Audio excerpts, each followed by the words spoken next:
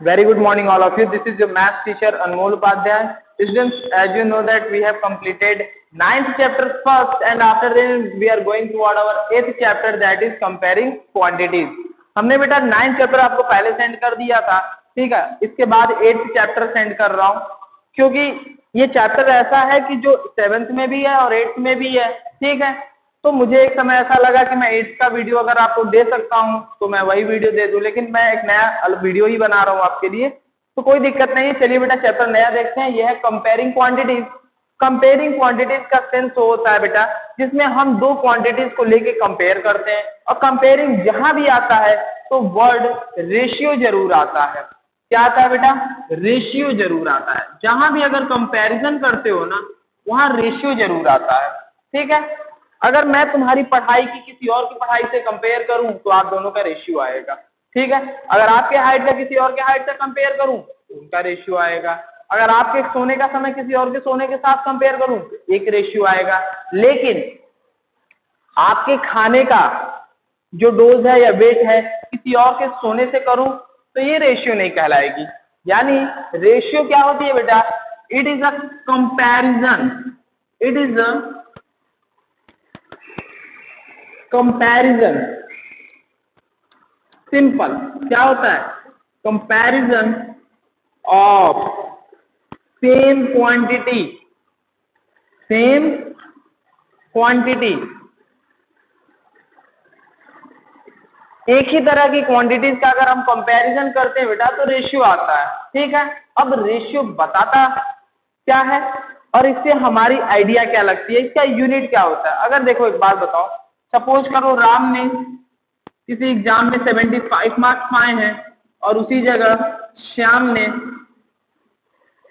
80 marks पाए हैं। हमने कहा इन दोनों को कंपैरिजन करिए, तो दोनों मार्क्स है ना बेटा, एक आया 75 और ये आया 80, ठीक है। अगर कट करना चाहोगे तो ये आ जाएगा कितना? 15 टाइम्स, ये आ जाएगा 16 टाइम्स।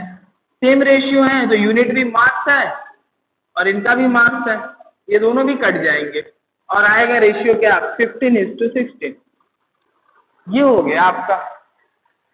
हमें इस चैप्टर में पढ़ना है एक्चुअल में बेटा परसेंटेज, ठीक है, profit and loss, and after then SI यानी सिंपल इंटरेस्ट, ठीक है। हमें मेनली इन्हीं बातों पे हमें क्या करना है? फोकस करना है। चलिए थोड़ा परसेंटेज की कहानी देख लेते हैं, क्योंकि रेशियो, परसेंटेज, SI, CI, ठीक है, प्रॉफिट लॉस, ये सब बहुत लिंक्ड चैप्टर हैं और ये अपने आप में एक चैप्टर होता है जिसको होल अप करके कंपेयरिंग क्वांटिटीज दे दिया जाता है। देखो बचपन में आपने पढ़ा होगा कि अगर सपोज करिए आपको किसी ने फ्रैक्शन दे दिया, क्या दे दिया? किसी ने आपको फ्रैक्शन दे दिया और उसे हमें बदलना है किसमें? परसेंटेज में। किसमें बदलना है बेटा? परसेंटेज में बदलना है। तो किसी भी फ्रैक्शन को परसेंटेज में अगर कन्वर्ट करना है तो हम लोग क्या कर देते हैं? मल्टीप्लाइड बाई 100 कर देते हैं, ठीक है। तो कुछ ऐसा होगा, यानी फ्रैक्शन किस में कन्वर्ट हो जाएगा? परसेंटेज में कन्वर्ट हो जाएगा। और उसी परसेंटेज को अगर हमें फ्रैक्शन में कन्वर्ट करना है तो हम लोग कर देते हैं क्या? डिवाइड बाई 100, ठीक है। तो ध्यान रखिएगा, अगर फ्रैक्शन को परसेंटेज ले जाना है मल्टीप्लाइड बाई 100 कर दो, परसेंटेज को फ्रैक्शन में ले जाना है तो डिवाइड बाई 100 कर दो। छोटा सा एग्जांपल भी देख लेते हैं। सपोज करो मान लो 3/4 दिया गया है, ये एक फ्रैक्शन है बेटा, अगर इसको हमको परसेंटेज बनाना है तो मल्टीप्लाइड बाई 100 कर दो, ठीक है। और कितना आ जाएगा? ये आ जाएगा आपका 75। और अगर इसी 75 यानी 75 क्या? परसेंट, ठीक है। और इसी 75 का हम 100 से डिवाइड कर दें, ठीक है, तो ये आ जाएगा वापस से कितना? 3/4।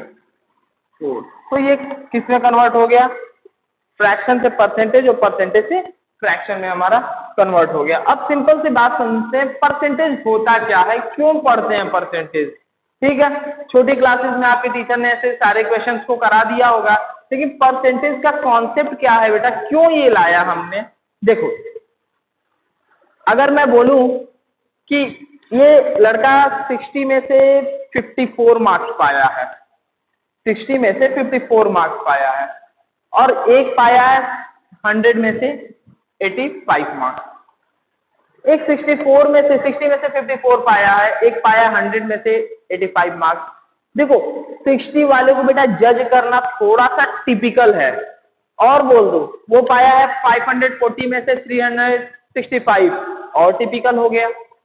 तो अपने बेटर अंडरस्टैंडिंग के लिए, क्यों, क्योंकि हम आसानी से 100 में सारी चीजों को समझ लेते हैं, ठीक है, तो हम उस नंबर को 100 में कन्वर्ट कर देते हैं।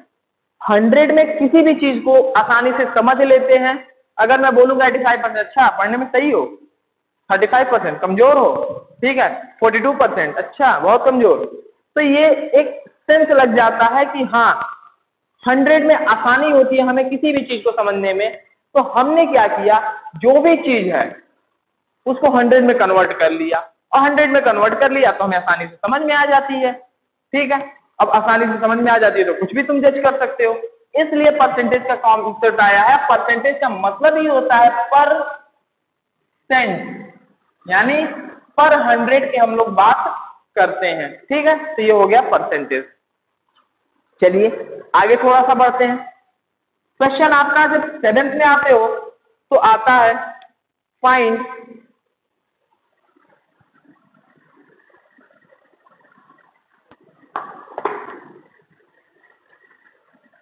फाइंड 20% ऑफ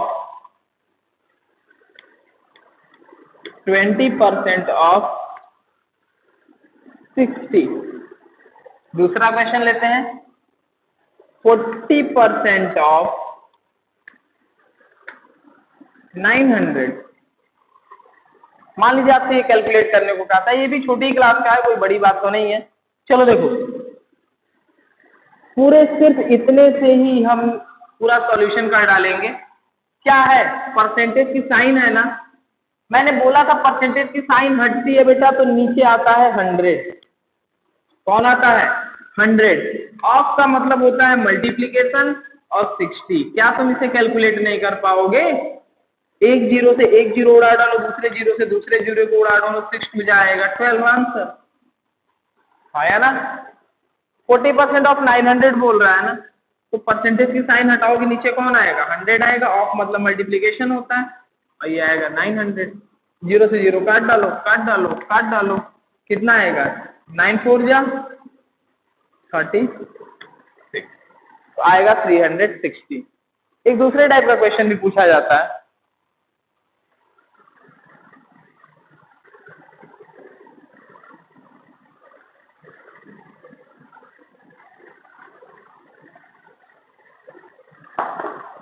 दूसरे टाइप का क्वेश्चन ये आता है बेटा,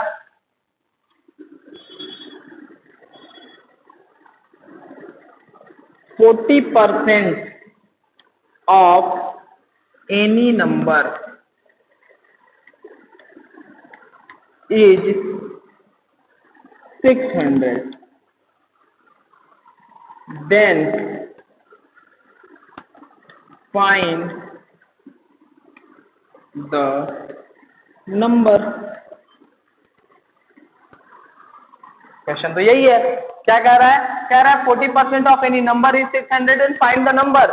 किसी नंबर का 40% जो है वो 600 है, किसी नंबर का हमने कन्वर्ट कर दिया है उसको, ठीक है, तो 40% आया है। कह रहा है कि 40% ऑफ एनी नंबर इज 600, ठीक है, तो फाइंड द नंबर, उस नंबर को बताओ। हम कुछ नहीं करने वाले, हम जो स्टेटमेंट है मैं उसी को लिख दूंगा मैथमेटिकल टर्म में।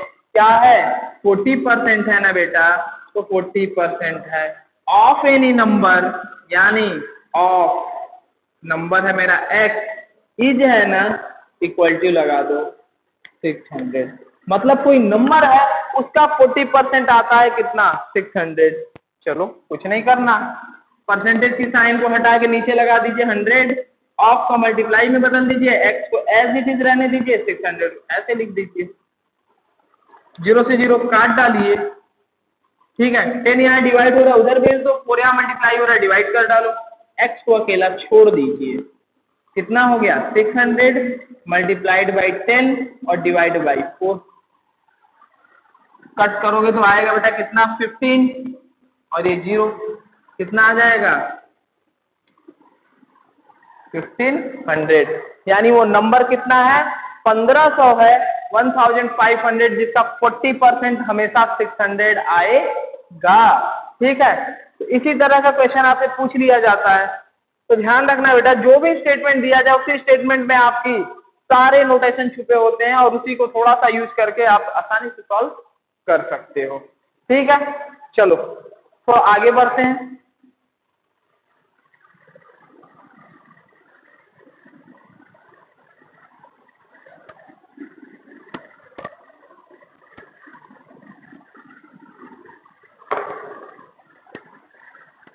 आगे आते हैं बेटा, तो आता है increase percentage.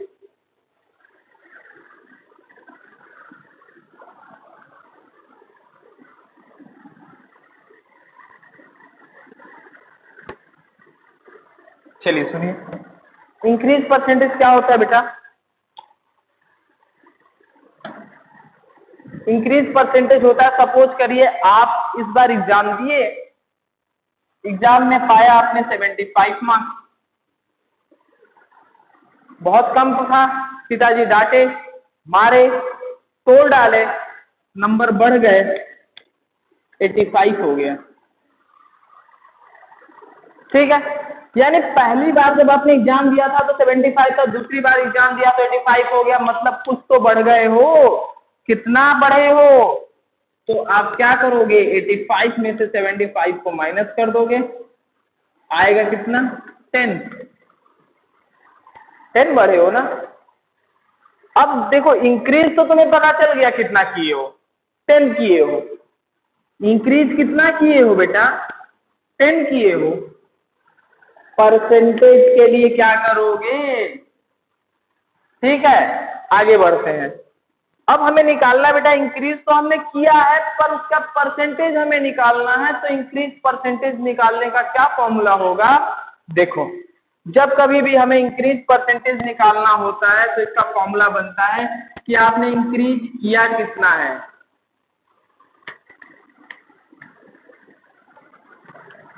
Increase in quantity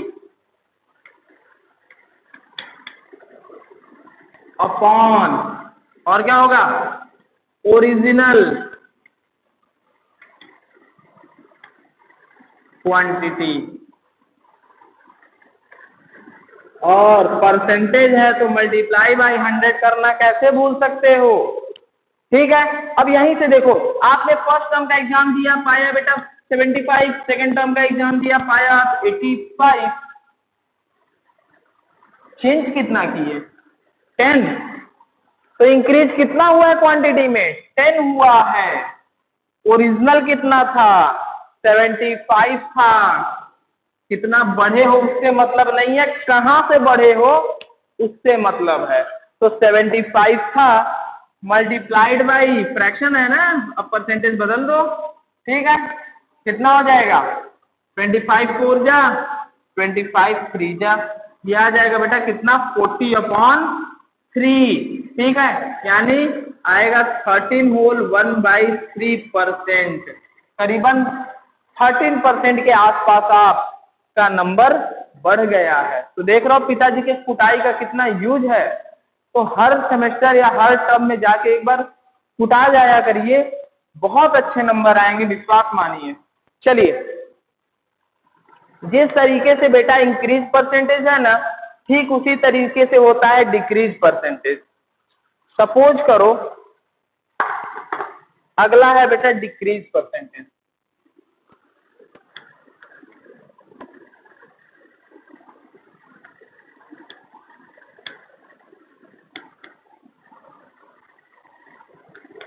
ठीक है, चलिए छोटी सी चीजों में समझ लेते हैं। पहली टर्म का एग्जाम दिए थे तो 75 आया था, पिताजी नाराज थे, कूट दिए। अगले ही टर्म में आपका 85 आ चुका था, पिताजी थोड़े खुश हो गए, इस बार कहे कि लड़का समझदार हो गया है, खुद से पढ़ लेगा।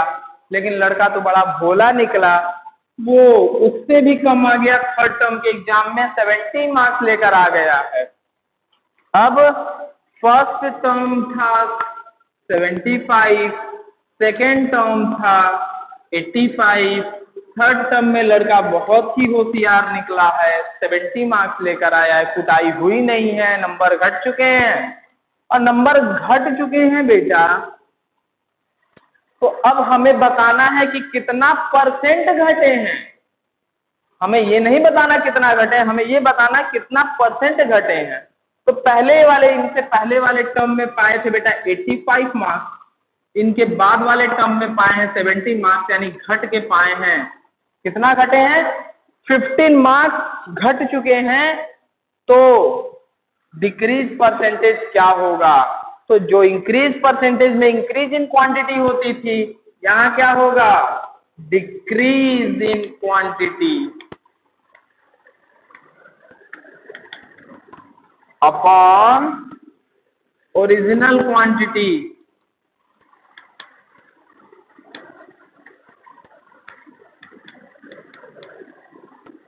Multiplied by 100।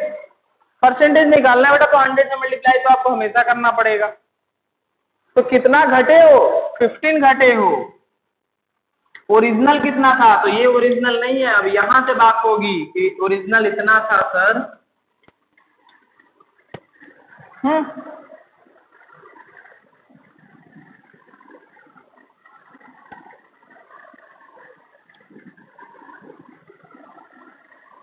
कितना आ रहा है? 300 अपॉन 17 आ रहा है। ठीक है, अब इसको डिवाइड कर लो, कितना आएगा?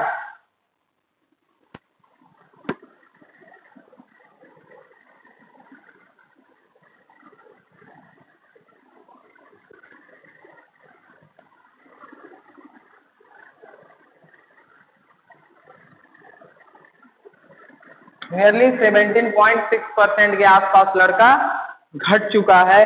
ठीक है, परसेंटेज की साइन बना दिया करिए क्योंकि परसेंटेज है। ठीक है, तो दो फॉर्मूले आपको एकदम याद रखना है। क्या बेटा? अगर मुझे इंक्रीज परसेंटेज निकालना होगा तो पहले मैं ये पता करूंगा कि कितना इंक्रीज हुआ है, फिर ये देखूंगा कि कहाँ से इंक्रीज हुआ है, इंटू 100। डिक्रीज परसेंटेज कैसे निकलोगे? डिक्रीज परसेंटेज निकालोगे decrease in quantity upon original quantity into 100। ठीक है, तो ये हो जाएगा।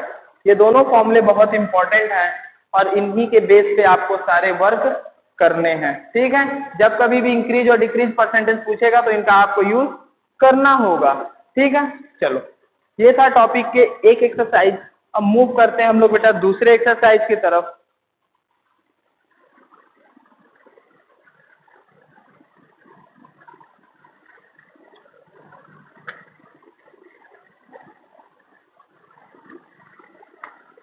चलिए अब आते हैं दूसरे एक्सरसाइज की तरफ। अब ये है अगला टॉपिक आपका सीपीएसपी।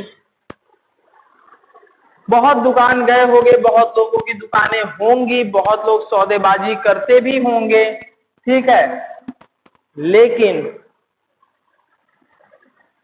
बात ये है कि अब हमें कैलकुलेट भी करना है साथ में, कितना प्रॉफिट किए, कितना प्रॉफिट परसेंट किए। अब हमें सारी चीजों को कैलकुलेट करनी है। सपोज करो आपके क्लास का कोई लड़का राजू दुकान जाता है और दुकान वाले से एक कॉपी खरीद कर लाता है। कॉपी का रेट रहता है 45 रुपीज। राजू उसको देकर और कॉपी खरीद कर चला आता है। राजू 45 रुपीज देकर चला आता है बेटा, तो दुकानदार की नजर से देखो, राजू की नजर से मत देखो। तो जाहिर सी बात है दुकानदार ने कॉपी बेच दी है, तो किस रेट पे बेची है वो क्या कहलाएगा? Selling price.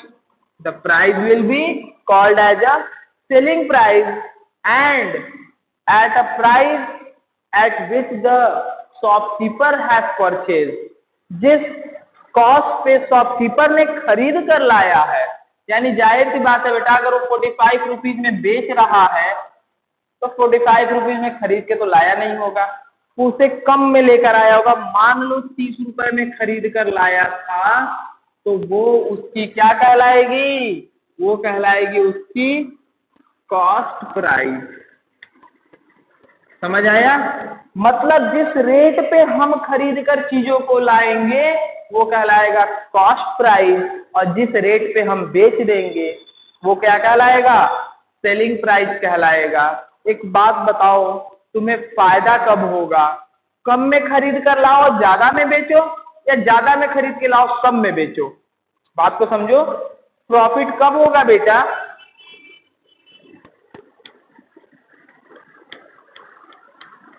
तो प्रॉफिट हमारा तब होगा कि जब हम कम में खरीद कर लाएं और ज्यादा रुपए में बेच दें। 10 रुपए में खरीद कर लाएं और 50 रुपए में बेच दें, ठीक? तभी तो हमको फायदा होगा ना। यानी हमेशा क्या होना चाहिए? सीपी कम होना चाहिए, एसपी ज्यादा होना चाहिए, ठीक है? एसपी ज्यादा रहेगा तभी आपको प्रॉफिट मिलेगा। प्रॉफिट इक्वल टू होता है एसपी माइनस सीपी। समझ आया? कहोगे ये कौन सी बड़ी बात है सर, ये तो मैं किस पे पढ़ के आ चुका हूं। सब्र करिए, इनका यूज मैं करूंगा, ठीक है? लॉस कब होगा? तो घाटा तो तुमको तभी लगेगा ना, मान लो तुम दुकान गए खरीदने या होलसेल में गए खरीदने और आपने एक कार खरीदी 100 रुपए की, इलेक्ट्रिसिटी वाली कार खरीद लाई, चलाने वाली 100 रुपए की। घर आके देखे तो टूटी हुई थी या टूट गई थी, काम नहीं कर रही थी। तुम सोचे अपने दोस्त को चिपका दे उसको, ठीक है? अब दोस्त भी इतना थोड़ी, अब जाओगे उसके पास कहोगे अरे यार खरीद के लाया था, तो दोस्त भी आपका होशियार है। दोस्त जानता है कि सिर्फ तार ही तो चिपकाना है, इसको यही नहीं आता, मैं तार चिपकाऊंगा और यूज कर लूंगा। तुम 100 रुपए में कार खरीद के लाए थे, तुम चाहते हो कि हमको घाटा ना हो, तुम उसे 60 रुपए में बेच देते हो। वो थोड़ा सा उसमें मॉडिफाई करके वो यूज करता है, ठीक है? लेकिन तुम्हें तो घाटा लगा ना, क्योंकि तुम 100 रुपए में खरीदे थे, 60 रुपए में बेच डाले। ज्यादा में खरीदे थे, सीपी हाई है, एसपी लो है। 100 में खरीद के 60 में बेच रहे हो तो सीपी हाई है, एसपी लो है। उस केस में आपको क्या होगा? लॉस होगा, यानी सीपी माइनस एसपी, ऐसा कुछ आया ना? ऐसा ही तो होगा, सीपी माइनस एसपी होगा, ठीक है? लेकिन ये तो फिफ्थ की कहानी थी। अब हमें कहानी आगे की बढ़ानी है, यानी अब कहानी बढ़ानी हमको 7th क्लास की। ये तो फिफ्थ में भी था बेटा, क्योंकि परसेंटेज पढ़ चुके हो, परसेंटेज समझा दिया गया है, तो परसेंटेज का यूज वो कराएगा। अब हमें प्रॉफिट ना निकाल के निकालना है प्रॉफिट परसेंटेज। क्या निकालना है? That is we have to find profit percent and loss percentage to calculate profit percent.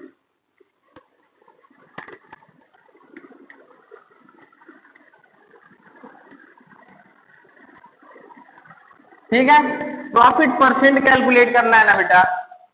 तो सबसे पहले हमें पता होना चाहिए कि प्रॉफिट हुआ कितना है। प्रॉफिट तो यहीं से पता चलेगा, एसपी माइनस सीपी करके। प्रॉफिट हुआ कितने का है, और नीचे हमेशा बेस में रहता है सीपी। इतना इंपॉर्टेंट प्राइस है ये कि अगर आपको सीपी पता है तो आप क्वेश्चन में कुछ भी फाइंड कर सकते हो बहुत आसानी से। लेकिन अगर सीपी नहीं पता है तो सारी जद्दोजहद होगी सीपी को फाइंड करने की, क्योंकि सीपी सबसे इंपॉर्टेंट होता है। सीपी से पता चलेगा कि प्रॉफिट हुआ है कि लॉस हुआ है, सीपी से पता चलेगा कि प्रॉफिट परसेंट कितना है, सीपी से पता चलेगा डिस्काउंट क्या है। सारी कुछ कहानी चलती है सीपी से, ठीक है? अब ध्यान से सुनो।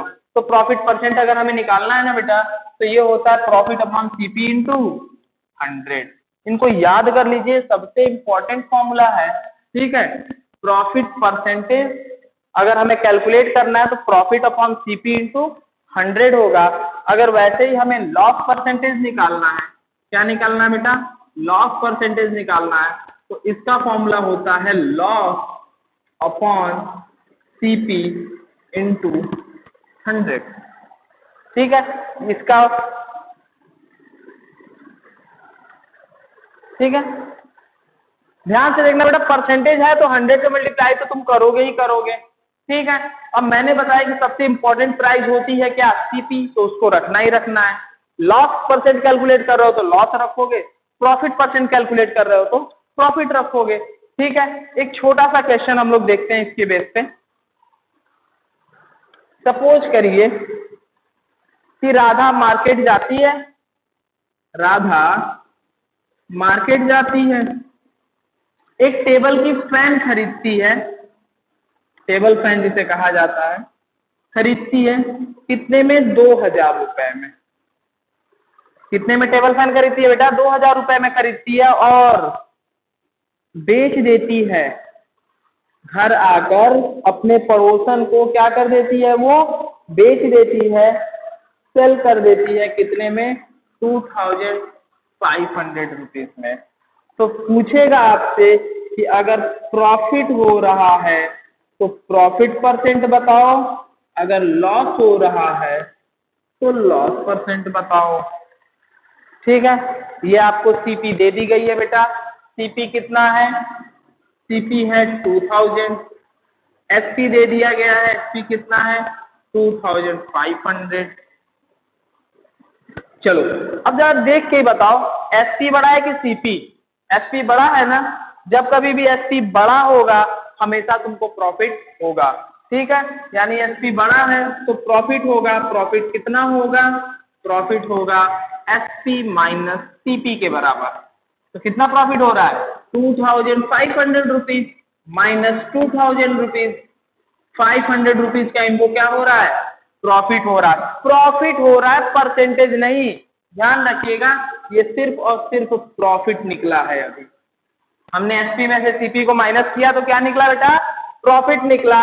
अब ले चल के हमको यहाँ पुट कर दो वैल्यू को, प्रॉफिट कितना आया है, 500 आया है, सीपी तो पता ही है कितना है, 2000 है, मल्टीप्लाइड बाई 100 करना ही है, 2 जीरो से 2 जीरो उड़ा डालो, 1 जीरो से इसका उड़ा डालो, ठीक है। और 2 5 10 आएगा कितना, 25% प्रॉफिट हुआ है। समझ आया। एक और छोटा सा एग्जांपल देख लेते हैं बेटा। अब इस बार राधा नहीं जाएगी, राधा थक चुकी है, अब इस बार जाएगा मोहन। मोहन जाता है बेटा, टेबल फैन हो चुका है, अब खरीदने जाएगा क्या, मोबाइल, ठीक है। मोहन जाता है क्या करने, मोबाइल खरीदने, मोबाइल का कॉस्ट था 10,000 रुपीज,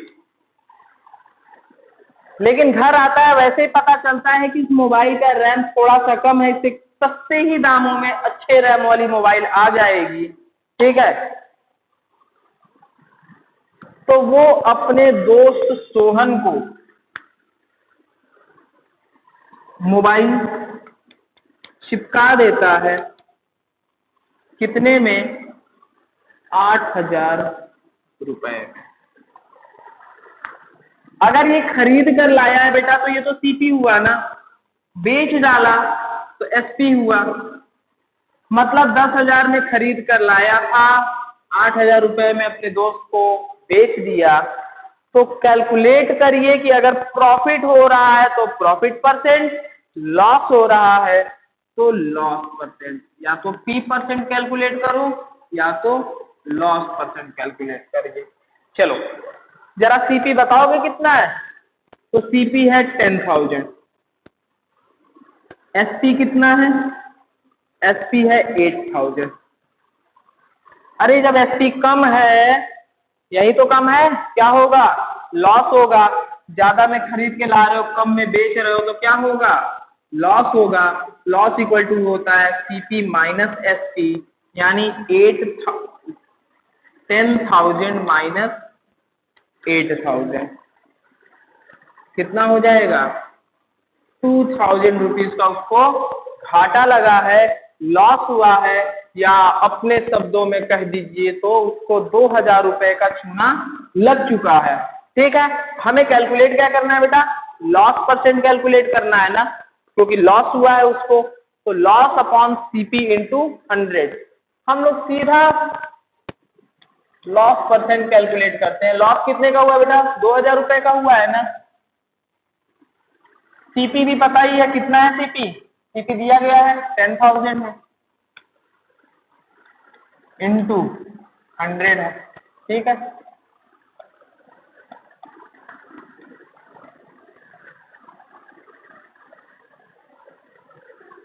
सॉरी 10,000 मिलता। ठीक है, ये कितना हो जाएगा? एक जीरो से एक जीरो और उड़ा दीजिए, ये आ जाएगा कितना? 20%। ठीक है, तो 20% का उनको क्या हुआ है? लॉस हुआ है। ठीक है, तो ये था आपका पूरा चैप्टर का सम अप। अब एक छोटा सा और टॉपिक है, सिंपल इंटरेस्ट। तो